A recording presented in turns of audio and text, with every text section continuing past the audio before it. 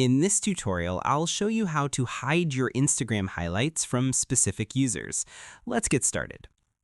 To hide your highlights from someone, first open the Instagram app and navigate to the profile of the user you want to hide your highlights from.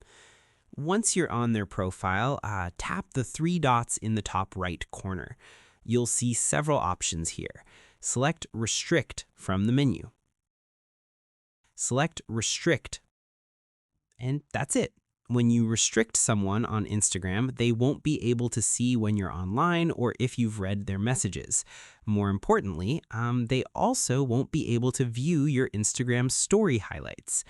This method is perfect if you want to maintain privacy without blocking or unfollowing someone.